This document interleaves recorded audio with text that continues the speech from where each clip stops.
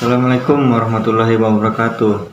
Salam sukses bagi para sahabat petani wallet. Kembali lagi di channel Wallet Bangga TWK 99. Jadi pada kali ini kita akan membahas yaitu dasar-dasar dalam membangun RBW agar cepat sukses.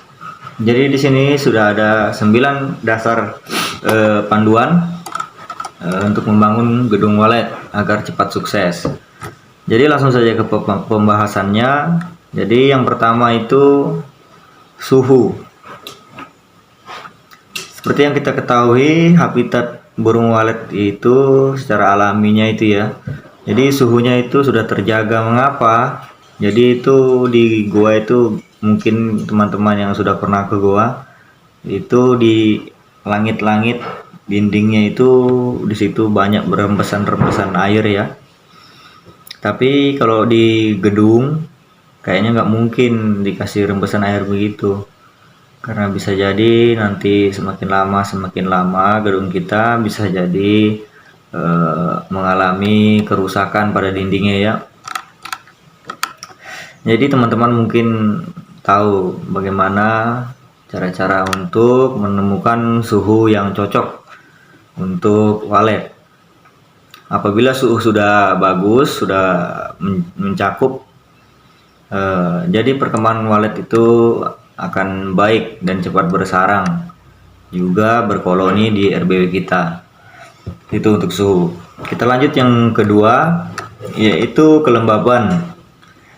Apabila kelembaban sudah memenuhi syarat, maka banyak sekali keuntungan yang bisa kita mulai dari betahnya walet di gedung kita berkoloni, proses pembuatannya sarang juga tidak terhambat karena kelembaban ini ya. Jadi usahakan teman-teman semua yang membangun gedung walet agar gedungnya kelembapannya benar-benar distabilkan, harus dapat kelembapannya ya.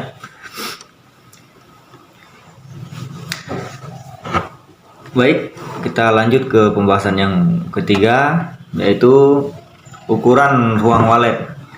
Setelah faktor kelembapan dan suhu, di sini kita harus berbicara mengenai ukuran ruangan yang pas untuk burung walet. Minimal 4 meter minimal ya. Jadi ini ilmu secara umumnya saja. Kalau kita lihat dari segi di lapangan yang ada kan, ada yang 1 meter lebarnya, panjang kali 10 meter juga berhasil. Tidak mesti 4 meter minimal ya. Baik, dilanjut untuk pembahasan yang ketiga, yang keempat, yaitu tinggi ruangan. Tinggi tiap lantai pada gedung walet yang diaplikasikan oleh petani walet adalah 2 meter, 2,5 meter, 2,75 meter, sampai 3 meter. Semakin tinggi semakin baik menurut pakar walet. Jadi mengapa, apa alasannya sih kok semakin tinggi semakin baik? Jadi walet itu di dalam koloni sudah berkembang. Walet itu bebas dia di dalam ruangan itu, nggak ketabrak-tabrak dengan temannya, itulah kira-kira. Baik, kita lanjut lagi pembahasan yang kelima, yaitu sirip. Setelah keempat faktor tadi di atas yang sudah kita bahas, maka kita harus membahas soal sirip. Tentunya tidak kalah penting. Pada umumnya petani walet menggunakan kayu dengan kayu yang berkualitas baik. Tapi yang harus kita menjadikan perhatian adalah sirip yang haruslah bahan yang mudah dihinggapi walet. Bagaimana bahan yang mudah dihinggapi walet? Kita bisa membuatkan alur-alur pada sirip, skap pompong ya, supaya walet mudah berhinggap di sirip yang kita sediakan, dan memudahkan untuk proses pembuatan sarang. Jadi kita buat sirip itu senyaman mungkin untuk walet bergelantung ya, agar cepat berkoloni. Baik ya, pembahasan yang keenam yaitu suara walet. Nah, Ini suara walet ini banyak sekali diperbincangkan, banyak juga yang jadi kendala. Jadi suara walet itu sebenarnya semuanya bagus kalau menurut saya ya. Karena suara umpamanya suara apalah, mungkin suara A orang pakai sukses ya, tapi giliran dipakai sama teman yang lain gagal, katanya jelek dibilang ya. Jadi itulah kendala.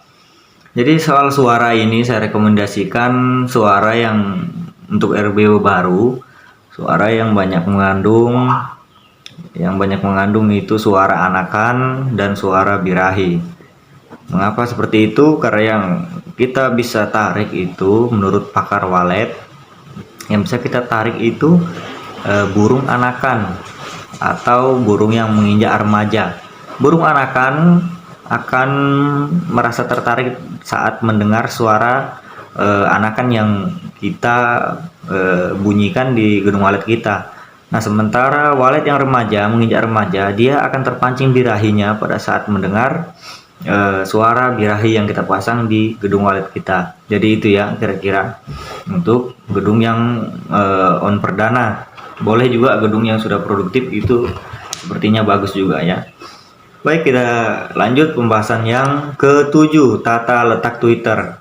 Jadi banyak sekali keluhan teman-teman, tata letak Twitter ini seperti apa. Karena tata letak Twitter ini sangat menentukan sekali ya. Pada saat kita salah menempatkan Twitter, maka suara di dalam ruang inap tidak akan merata. Begitu juga kita set volume-nya, kalau enggak tata letaknya nggak pas, nggak bisa kita mendapatkan suara yang merata. Jadi usahakan bagaimana suara di ruang inap itu merata, dimanapun kita berdiri, di sudut kiri, sudut kanan, di belakang, di depan, itu merata, kedengarannya merata dan tidak bising di telinga. Itu kuncinya. Baik, yang selanjutnya, jadi yang ke-8, sekat dalam ruangan. Sekat dalam ruangan ini banyak sekali macamnya ya, bisa teman-teman praktekkan sendiri. Siapa tahu teman-teman juga memiliki trik-trik sendiri tentang sekat. Yang terpenting tidak mempersulit manuver burung masuk ke ruang inap. Kemudian pencahayaan kita sediakan mulai dari yang terang, remang, dan gelap. Jadi nggak akan gelap sebenarnya di ruang inap itu ya. Kalau nggak percaya teman-teman, mungkin kalau kita baru dari luar masuk ke RBW mungkin bisa jadi gelap sekali ya. Tapi kalau kita pejamkan mata, kita duduk merefresh, lalu kita buka mata kita, itu akan kelihatan remang-remang. Jadi nggak akan gelap. Karena mengapa? Cahaya itu ada pembiasan cahaya dari ventilasi itu ya. Jadi dia akan tetap kelihatan sirip itu meskipun remang-remang. Jadi itu yang disenangi walet. Makanya ada teman yang mengatakan walet nggak takut kok tempat terang. Oke memang, tapi walet nggak takut tempat terang itu di RBW berapa tahun, sudah berapa koloninya. Kalau sudah banyak koloni, nggak akan lagi ada kata takut, bersarang di mana saja, di mana dia suka. Jadi kita sediakan untuk RBW baru, kita sediakan memang ada terang, ada remang, dan gelap. Oke, kemudian yang ke-9 ini yang terakhir ya, lubang LMB. Lubang LMB ini teman-teman ketahui sendiri, banyak sekali macamnya dan bervariasi. Tinggal teman-teman sendiri bagaimana mengikuti yang baik dan benar dari pakar-pakar walet yang sudah terbukti. Jadi jangan buat-buat yang baru lagi yang belum tentu. Jangan uji coba RBW sendiri. Silahkan pakai LMB yang sudah terbukti ukurannya, bentuknya. Silakan Anda praktekkan di RBW yang akan dibangun. Jadi di sini banyak sekali pertanyaan-pertanyaan dari teman-teman. LMB besar atau LMB kecil. Alasannya mengapa besar? Pada saat walet masuk itu enggak terganggu dengan ukuran LMB. Jadi manuvernya itu mantap, tidak ragu-ragu lagi. Tapi orang kadang-kadang cuman sejengkal lubangnya. Mengapa alasannya begitu? Karena takut burung hantu. Tapi takut burung hantu juga jangan mempersulit manuver burung walet. Kapan mau adaptasinya kalau baru di LMB aja sudah kesulitan ya di dalam RBW kita. Baik, teman-teman bisa sikapi apabila ada yang kurang jelas di dalam pembahasan kali ini.